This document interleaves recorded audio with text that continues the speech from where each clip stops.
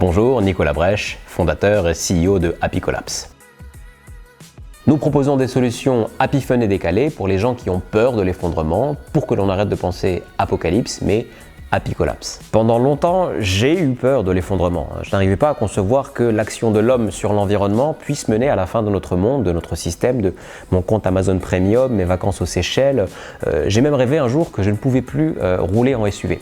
C'était un rêve, bien sûr, mais c'est là que je me suis dit, et si tu voyais les choses positivement? C'est quand tout s'effondre qu'il y a des opportunités business à saisir. C'est quand on n'a plus rien à secouer des arbres qu'on en récolte les fruits. Et j'ai créé Happy Collapse. Nous prenons une approche globale, 360 de l'effondrement.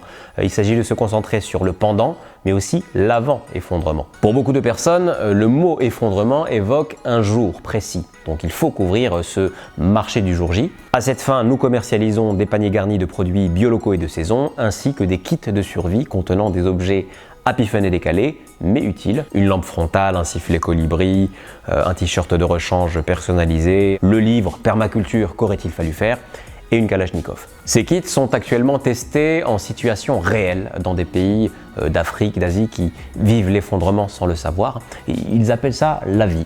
Ces gens-là n'ont aucune notion en collapsologie, mais ce sont d'excellents bêta-testeurs. Et on perfectionne ces kits lors des rassemblements survivalistes du GAFAC, Garonne, Allier, Finistère, Aveyron, Cantal. À ce stade, on a validé un proof of concept. Il n'y a plus qu'à passer à l'échelle industrielle. Viser le grand public en jouant sur la peur et la quête obsessionnelle du bonheur. Deux leviers business très sympas à driver. Maintenant, l'avant-effondrement est également une mine d'opportunités. L'éco-anxiété a fait bondir nos ventes d'antidépresseurs. Donc en ce sens, on fait de la croissance verte, mais le cœur de notre métier, c'est quand même l'événementiel. Des team building qui permettent de vivre l'effondrement comme un événement happy fun et décalé. Notre escape game cartonne.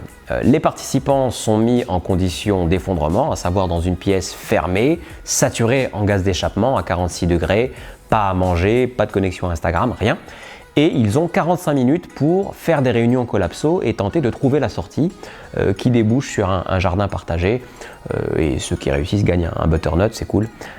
C'est ludique, c'est informel, c'est happy fun et décalé. Un jour, quand j'étais petit, alors que je faisais de la luge, je me suis pris un poteau, en pleine tronche. Pourtant, je me souviens avoir souri pendant toute la descente, alors que le poteau se rapprochait.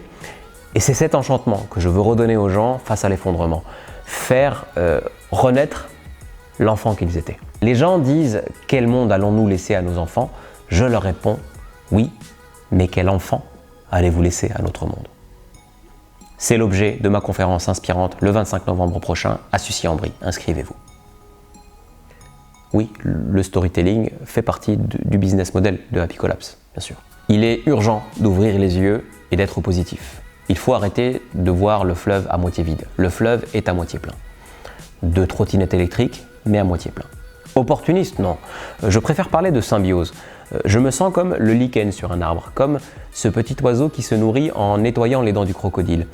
Utiliser le réchauffement de la planète pour en faire un business, c'est juste la nature propre de l'homme qui s'exprime.